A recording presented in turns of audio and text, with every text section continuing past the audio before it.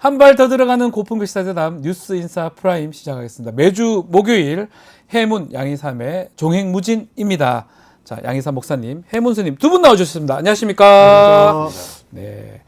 자, 올림픽 보고 계십니까? 네, 하이라이트 열심히 보고 있습니다. 네, 저도 생방으로 보긴 좀 어려운데 하이라이트는 꼭 챙겨보는 것 같은데, 자, 뭐 너무 잘하고 있고 뭐 기대 성적보다 훨씬 많이 났는데 좀 이렇게 논란이 되는 게 배드민턴 종목 같아요. 안세영 선수가 뭔가 경기 이후에 아주 고충을 토로해서 사회적 이슈가 되고 있는데, 먼저 우리 스님 어떻게 네. 보고 계시는지요? 안세영 선수 아주 네. 그 용기 있고 그 정무 감각이 있더라고요. 정무 감각이 있다. 본인이 말할 때 예. 인터뷰 도중에 자기의 발언이 예. 가장 그 효과적으로 전달될 수 있을 때 예, 이 문제를 제기해야 될 것 같아서 그렇게 얘기했답니다. 아주 용기 있고 그 시점을 잘 잡아서 금메달 따자마자 네. 얘기한 거잖아요. 네. 누구도 욕할 수 없을 때. 네, 아주 예. 뛰어난 정무 감각에서 차세대 우리나라를 이끌어갈 체육계 지도자가 아니라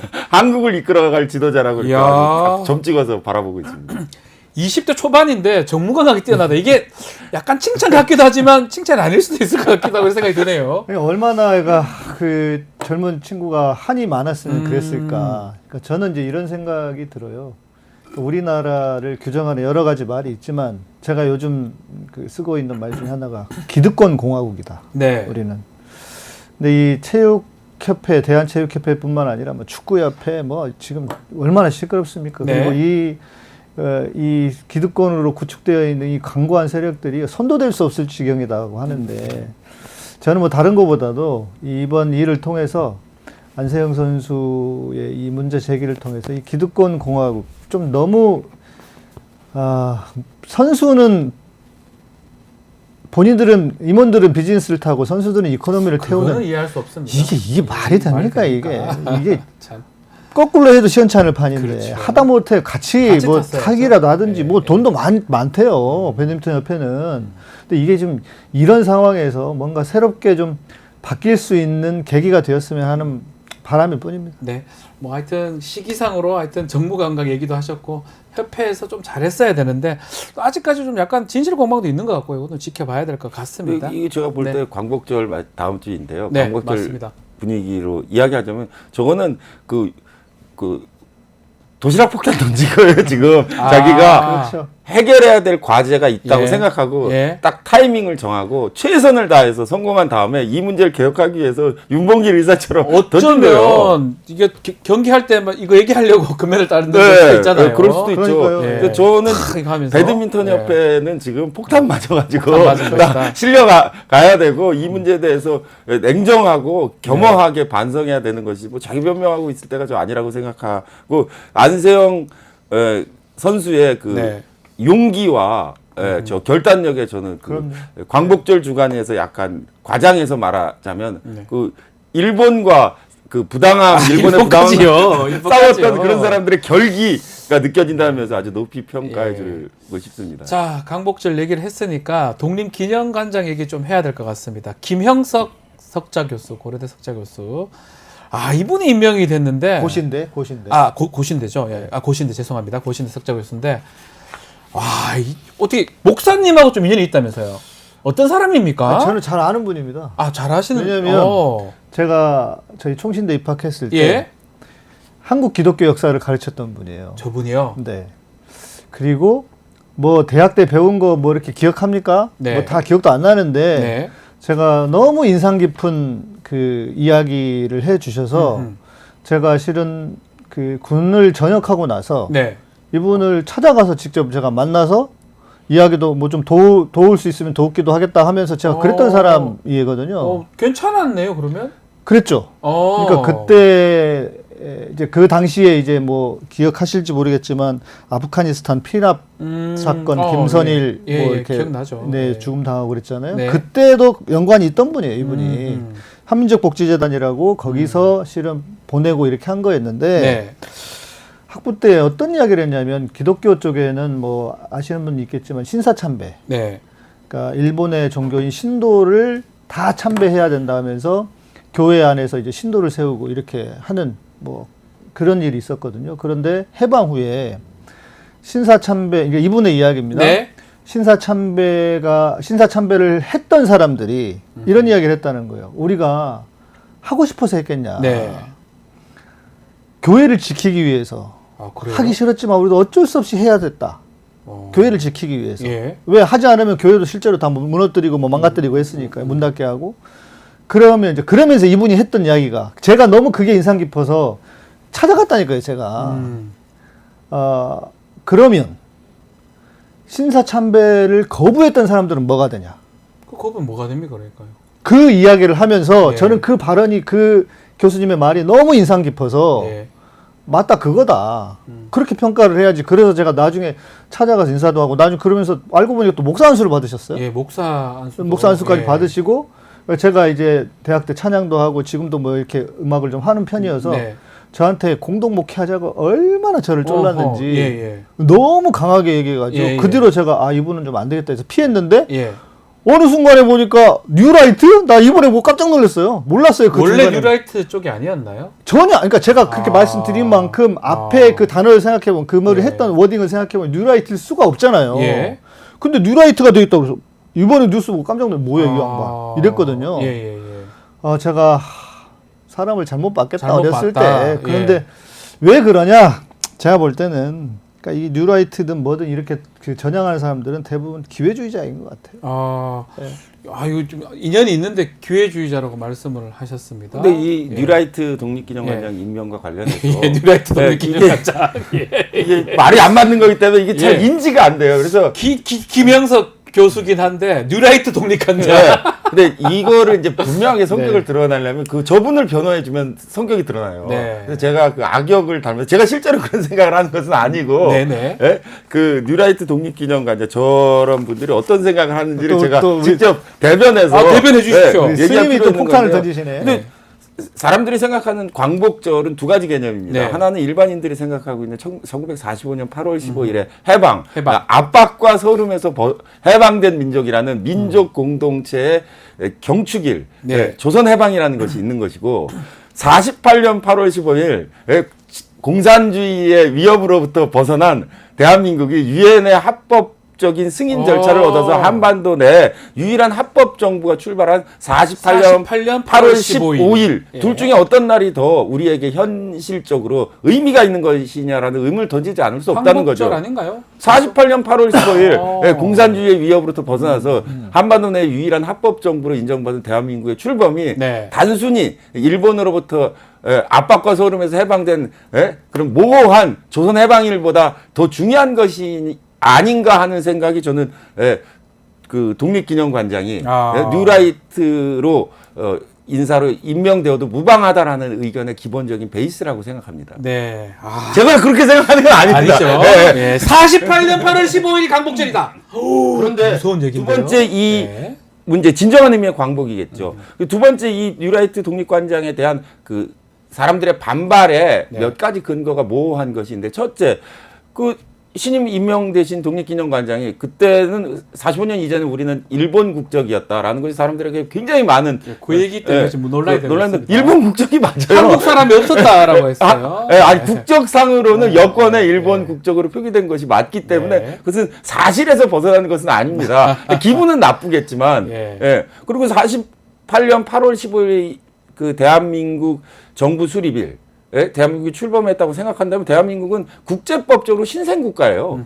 그렇게 돼 있어요. 맞습니다. 2차 대전 이후에 독립을 선언한 아프리카와 동남아시아 그리고 대한민국은 신생국가로 분류되어 있기 때문에 네. 그 의미에 주목하지 않으면 대한민국의 성격이 분명히 드러나지 않고 그러면 자유민주주의를 수호하기 위한 대한민국의 출범은 한국과 미국의 긴밀한 협력하에 이루어진 유엔의 승인 속에서 이루어졌기 때문에 그 성격이 주목받는 것이 중요한 것이지 일본과 싸운 것이 공산주의와 싸우는 것보다 더 중요한 것이냐. 그런 의미에서 김영석 교수의 지명은 네. 될 수 있다. 그런 의미에서 네. 지금 아니 왜 8.15 앞에 독립기념관장을 뉴라이트 인사로 바꾸냐라는 논란이 있지만 그 48년 8월 15일이 대한민국 건국절이라는 생각을 하고 있는 사람들에게 너무 자연스럽고 당연히 진작에 해야 됐던 일을 지금에서 하는 게 유감스러운 일이 아닐 수 없다라는 평가를 역사적으로 이렇게 좀 우리 뭐 우리 스님께서 그렇게 생각하시는 건 아니에요? 아, 저가 그냥 아닌데, 제공을 하는 예, 건데. 그러니까 저분이 왜 지금 문제가 되는가에 대한 근원적인 생각을 보지 그렇죠. 않으면 예, 저 일을 이해할 수 없다는 거죠. 사실은 이게 큰 건국절 논란은 큽니다. 헌법하고도 헌법 전문에 지금 3.1운동 그 임시정부를 법통을 개정한다고 되어 있는데 그거랑도 논란이 되고 있고 사실은 이게 이념 논쟁이 될 수도 있고 그 핵심으로 지금 김영석 교수가 지명된 거 임명된 거 아니냐라는 거잖아요. 그러니까 지금 윤석열 정부에서 하고 있는 것은 사람들 눈에는 그 좀 약간 어설프고 막 중구난방식으로 되고 있는 것 같지만 실제로는 차근차근 가고 있다. 확신했다 해서 신념에서 하는 거예요. 지금 한국과중앙연구소라든지 그 매우 중요한 자리인데요. 거기도. 독립기념관 매우 중요한 자리 아니면까? 방통위원장이라든지 이런 매우 것들이, 중요한 자리인데요. 다. 그런데 전부 다 한미일의 동맹행에서 대한민국을 지키는 것이 가장 최우선의 대한민국 현대사의 최우선의 가치라는 것을 실질적으로 반영한 인사 조치라고 생각하기 대충 때문에 임명하는 게 아니고 완전히 신념에 차 있는 거예요. 신념에 대한 임명이다. 네. 이렇게 우리 스님께서 내가 주장한 것은 아니고 아니, 그분들의 이 그렇게 볼 수 있을 것 같아요. 이해 안 입장을 하면. 제가 대변한 것이죠. 좀 근데 저는 이제 네. 개인적인 저와의 그 관계가 있고 그래서 그 충격 때문에 지금도 믿어지지가 않아요. 저 양반이 저렇게 뉴라이트로 돌아섰다고? 뭐 이게 뉴라이트 하는 김에 저것도 하잖아요. 관장도. 그러니까요. 예. 그러니까 참 출세를 위해서는 뭐든지 할 수 있나 보다 사람이라는 게. 알겠습니다. 자, 지금 휴가 기간인데 대통령도 휴가를 떠났습니다. 자, 두 가지 점. 통영시장에 갔다는 거 하고 해군 티를 입고 갔어요. 야, 어떻게 보셨습니까? 통영시장 정점식 의원의 지역구예요. 거기 갔다는 거. 그리고 저 복장 해군 티셔츠를 꼭 그렇게 입고 갔어야 되나 생각도 들고요. 근데 이것도 네. 마찬가지인데 해석해 주십시오. 통영이라는 곳을 문재인 정권에서는 네. 어떻게 반영했냐면 그 사람들 잘 기억하지 못하지만 김정숙 여사가 네. 통영의 출신이에요. 아, 그런가요? 네, 아. 통영이 아주 그 인연이 있는데 김정숙 여사가 그 통영에 있는 동백나무를 네. 떠다가 청와대에 기억나네. 심었어요. 맞습니다. 근데 동백나무의 북방 한계에서는 맞아요. 지금 그 충남 서천 지역 정도에 자생하고 있는데요. 네. 근데 서울에는 동백나무 못 사는데 저기 있는 걸 이제 떠가지고 청와대에 심을 정도로 통영에 대한 애정을 표현해. 왜 통영에 대한 애정이 있냐면은 거기 그 윤희상이 통영인데 거기 오페라 동백님 사건도 있고 그렇죠. 오페라도 작곡하는 윤희상과 관련되어서 통영에 대한 언급을 하고 청와대에 동백나무를 심을 정도로 통영에 대한 이미지를 그러니까 반대쪽 진영의 논리를 가지고 사용했는데 윤석열 대통령이 통영이라고 할 때 그 통영이 단순한 그 지명으로 본다면 저희 통제형이 있었기 때문에 통영입니다. 이순신 장군의 해군 기지. 예. 근데 군 통수권자로서 통영에 가서 그 해군 옷을 티셔츠를 입고 이순신 컨셉을 지금 가져다가 윤석열 대통령께서 이수신 컨셉으로 저게 통영이라는 것이 이순신이 해군 기지를 그렇죠. 통제형을 만들었기 때문에 통영인데 그래서 해군 티셔츠 입은 거잖아요. 아니, 자꾸 그러려면 이런 해석이 거의 없었거든요. 이순신 제가 볼 땐 컨셉이다. 그거예요. 이순신 컨셉. 통영은 이순신이에요. 통영이 해군. 이순신이죠. 저도 그 생각은 했는데 네. 자 그러려면 예. 본인이 군대라도 갔다 왔든지 아. 아니면 지금 또 뭡니까 해병대 그러니까 네이비 해군 해병대도 해군 안에 있지 않습니까?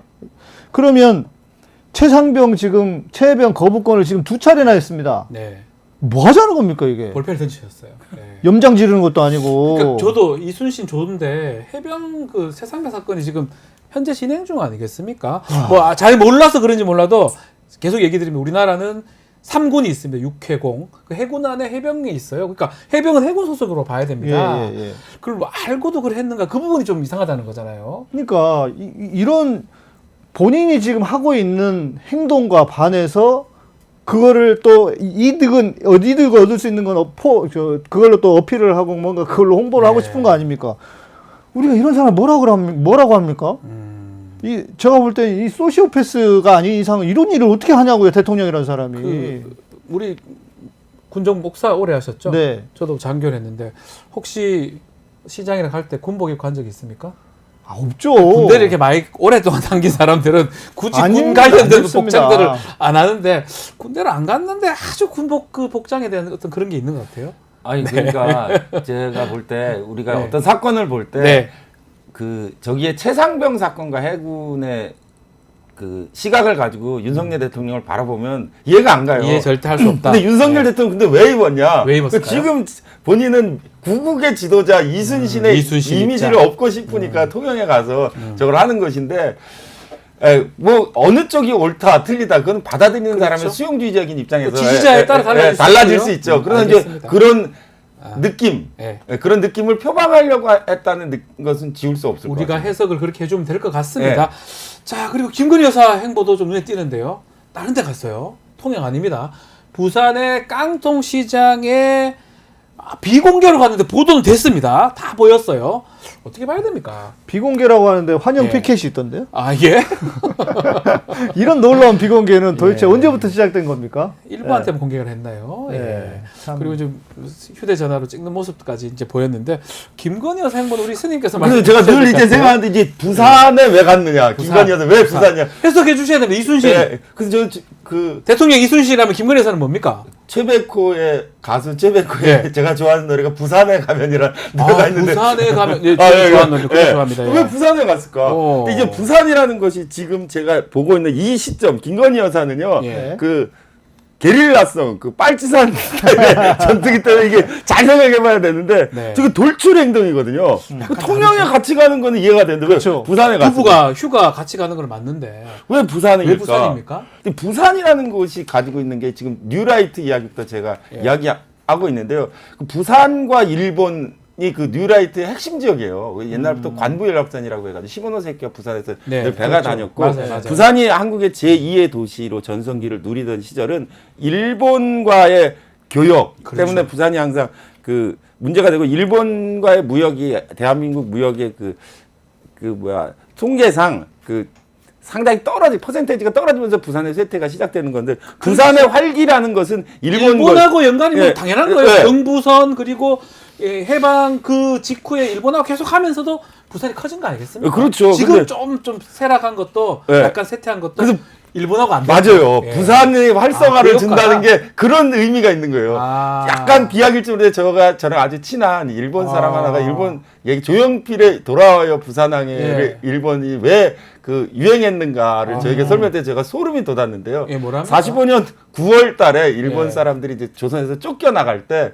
부산에서 배를 타고 배낭 2개만 허용했거든요. 예. 네네. 그때 떠나올 때 부산에 울던 갈매기가 그 사람들 재산과 그 아하. 영화를 놓고 떠났던 그 사람들 마음에 부산이 있다는 거예요. 어. 근데 조용필이 부산으로 돌아오려니까 아, 56도 떠나가는 연락선마다 네. 이렇게 오라고 돌아오라 동백섬 부산에 오라고. 이 그리운 내 형제가 오지 마라, 이 조선 사람들이 자기들 말고 부르는 것처럼 느끼는 사람들이 많다는 거예요. 이상한 생각하고 네, 있네 일본 일본 사람은 사람들이. 그렇게 생각해서 그 노래 그렇게 부르면서 우는 사람이 많대 할아버지들 중에. 아, 네. 예, 드디어 조선이 나를 이렇게 찾는구나. 그런 의미에서 일본 저 연관성 있다고 생각. 일본은 부산 만약에 뭐 인천 갔다면 아니겠죠? 아니죠. 인천에서 떠나지 않았으니까. 예. 제가 가끔 하는 말이 있는데 예. 지금 우리 소위 말하는 시사평론가들이 지금 정부의 행태를 두고 네. 지나치게 과잉 해석을 한다. 네. 그 도대체 무슨 뜻일까를 자꾸 찾는데 네. 저는 별 생각 없이 갔다고 생각합니다. 그냥 간 거다. 그냥 간 거다. 너는 통영? 응, 나는 부산. 이랬을 수도 있다고 생각해요. 예, 그렇게 보는 게 또 맞을 수도 있겠네요. 뭔가 의미를 부여하려면 그런 건데 네, 네. 아닐 가능성도 있다. 알겠습니다. 두 사람 휴가지에서 이제 이번 주말까지 휴가할 것 같은데. 아니 왜냐면 네. 본인이 대한민국의 대통령이고 V1이고 V0라는 걸 보여주고 싶으니까 아. 뭐 통영을 가든 어디를 가든 난 딴 데로 갈 거야 이거 아니겠어요? 그러면 주말간에 또 행보들이 드러날까요? 대통령 또 김건희 여사 어떻게 글쎄요. 보십니까? 보도될까요? 이젠 그 책만 볼까요? 더 이상 보도되지 않을 보도는 거예요. 안될 것이다? 예. 제가 볼 때. 네. 저 김건희 여사 이렇게 보면은요. 네. 제가 김건희 여사 아마추어 연구가로서 네. 김건희 여사 가장 연구 많이 의외로 하시니까. 예. 원샷 원킬의 법칙을 지킵니다. 하나만 딱 한다. 네. 네. 그 효과적인 그런 프로파간다가 있어요. 네. 원샷 원킬을 지키시는 분이기 때문에 동시에 2개 안 합니다. 예, 알겠습니다. 자, 화제를 좀 돌려보겠습니다. 자, 지금 통신조회 논란 때문에 좀 우리나라가 지금 상당히 좀 혼란이 되고 있는데 두 분도 조회 당하셨다면서요? 네. 맞습니까? 변호사님 못 봐주셨습니까? 저는 아닌데요. 이게 제가 볼 땐 목사님, 스님이 뭐가 문제라고 그걸 조회를 하셨을까? 그러니까요. 그러니까 이거 같아요. 뭐 3천 명 지금 어떤 분은 뭐 5만 예, 명까지도 몇만 명 보고 된다는 얘기도 있는데 있는데. 저는 이런 생각이 들어요. 그러니까 지금 정부 혹은 검찰에서 특수부 검찰들이 대한민국에서 이 인간들만 잡으면 하여간 조용해지겠다. 혹은 뭐 자기들 친정부적인 어떤 이 흐름으로 갈 수 있겠다 하고 저는 일단 새로운 블랙리스트를 만들기 위해서 한 게 아닌가 하는 이런 생각도 들어요. 우리 스님도 지금 걸려 있습니까? 네, 저는 이제 처음에는 이제 보이스피싱이라고 생각하고 무시하다가 네. 목사님 카톡 보고 보이스피싱 아니구나. 두 분이 누구랑 통화를 했길래 근데 제가 전화해봤어요. 해보셨어요? 네, 검찰청 반부패부? 처음에는 보이스피싱인지 알고 무시하다가 전화했더니 그 전화 잘 받으시더라고요. 네, 받아야죠, 당연히. 목사님 그 카톡에 찍혀 있는 전화번호와 똑같죠? 제가 찍힌 전화번호 달라요. 달라요? 근데 전화가 많이 오니까 여러 번호를 놓았더라고요. 그 조회 번호는 같지 않습니까? 뭐 조회 번호는 같더라고요. 사건 번호 같은데. 네, 사건 번호 같은데 네. 그 제가 물어봤더니 그 통화 어떤 사람의 통화 기록 전체가 나왔는데 그게 누구랑 통화한 건지는 나오지 않아서 그 통화한 사람들이 누구인지 조회하기 위해서 아마 자, 제가 뭐 그냥 정확하게 얘기해주세요. 검찰 일을 했던 경험에 비추어 보면 어떤 대상자가 있습니다. 그 사람의 통화 목록을 뽑았는데 통화 목록에 이 사람이 누군지를 확인하는 게 통신사실 조회입니다. 그러면 내용을 들여다보는 건 아니고 내용은 못 보죠. 네. 그 사람 인적사항을 확인하는 거고 네. 인적사항 확인한 걸 나중에 통지해 준 건데 결국 두 분은 네. 그 대상자랑 통화했다는 거예요. 그러니까. 누군지는 모르겠지만 문제되는 대상자랑 통화를 했다는 거예요. 예. 그래서 그거는 확실한 거예요. 예. 두 분이 아니 통화를 뭐 했다는 유추는 됩니다. 네. 여기도 뉴스토마토에도 출연 가끔 하시던데 허재영 기자라고. 저도 통화를 해봤던 것 같은데 저는 괜찮은 것 같은데. 그러면 이상한데 박지훈 기자님은 같은 편이라고 생각하나? 정부가? 저는 허재영 기자 아니고 저는 아마 다른 사람일 거예요. 다른 기자, 그래요? 예, 다른 기자 기자분. 아니고 정치인입니까? 그 신앙님 전정하고 통화해가지고 다 얘기하시네요 이제. 잘 지내냐고 요새 고생 너무 고생 많으시다고. 근데 이게 이 정도 했는데. 이게 왜 문제냐면 예. 사실은 뭐 수사하는 과정에서 필요하다면 봐야죠. 반드시 봐야 되는데 명예훼손 사건밖에 안 돼. 별것 아닌 사건이라고 이 법조인이 봤을 때 법조계에서 굳이 딴 사람까지 조회할 필요가 없는데 가장 우려하는 부분은 어떤 사람하고 어떤 사람하고 연결성이 있다. 기자가 취재원이 누구다.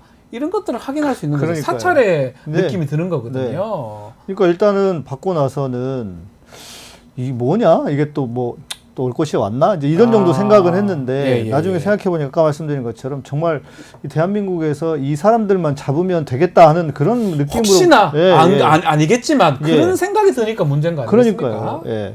그게 기분이 언짢고 무섭지 않습니까? 스님 안 무섭습니까? 저는 뭐 특별히 무섭다기보다는 스님이 무서울 게 뭐가 있겠어요? 스님은 두려워하지 않아요. 아니 근데 저는 두렵긴 한데 대략 느낌이 오니까 네. 하는 건데 저렇게 많이 했다고는 생각하지 않았어요. 예, 저도 네. 깜짝 놀랐어요. 깜짝 놀랐습니다. 깜짝 진짜. 놀랐습니다. 근데 제가 계속 오늘은 이제 일관되게 말하는 거지. 이분들이 신념이 있어요. 어떤 게 있죠? 아니 이게 불가능한 일이거든요. 예. 그렇죠. 쉽지 않은 일이죠. 이걸 결단해서 그걸 밀어붙일 맞아요. 수 있는 배짱과 저걸 승인하기가 어려워요. 그러니까 본인 혼자 결정하기 쉽지 않았을 거예요. 네. 근데 저게 몇천 명 단위가 되면 나중에 사회적 파장과 될 건데. 공격을 받을 텐데 그럼에도 불구하고 이걸 결행하라고 승인하는 사람이 존재한다는 거거든요. 그러니까 검사나 부장 검사가 판단하기에는 좀 저는 개인적으로 그렇게 보이거든요. 네. 그리고 몇천 명을 찾아보는 것도 힘들어요. 네. 그걸 받는 것도 받지만 이게 누군지 다 어떻게 확인합니까? 네, 네. 그만큼 무리한 걸 했는데 그만큼 또 왜 그랬냐면 아마 이런 거겠죠. 명예훼손 사건 뒤에 뭐가 있으니까 돈이 오갔거나 뭐 이런 것 때문에 뇌물 아니면 뭐 이런 걸로 그게 아니라면 저는 할 이유가 사실 없는 거예요. 네. 그런 확신이 있었기 때문에 했겠죠. 그러니까 그거를 그럼에도 불구하고 저걸 과감하게 돌파할 수 있는 결행력을 가진 사람. 네. 그런 사람이 이제 딱 머릿속에 떠오르는 한 사람이 있는데 네. 그 대단한 신념과 용기가 아니면 저거 할 수 없는 그러니까 일인데 이제 그거 또 대단하다고 생각합니다. 저는. 생각해 보면 네. 연결해 생각해 보면 이렇게까지 함부로 하는 인간들이구나. 국민들을 정말 우습게 보고 자기들이 뭐 그런다고 하니까요. 검찰은 자기들이 나라를 움직이고 있다. 네. 라고 그렇게 생각하고 있다고 하니까, 그러니까 뭐 나라의 우리가 주인공인데 뭐 이따위 있고 뭐 아무것도 아니지 뭐 이렇게 하고 한 행동이 아닐까 싶은 거예요. 그런 이렇게 것 파장이 같습니다. 커질 텐데도 네. 불구하고.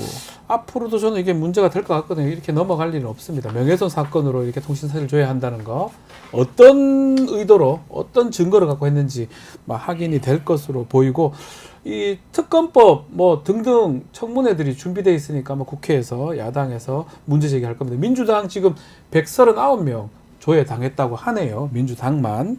그 말고도 몇만 명이 될 수도 있다고 얘기해 있으니까요. 좀 살펴보기로 하겠습니다. 오늘 말씀은 여기까지 들어야 될 것 같습니다. 해문 양희삼 목사님과 함께 했습니다. 두 분 말씀 감사합니다.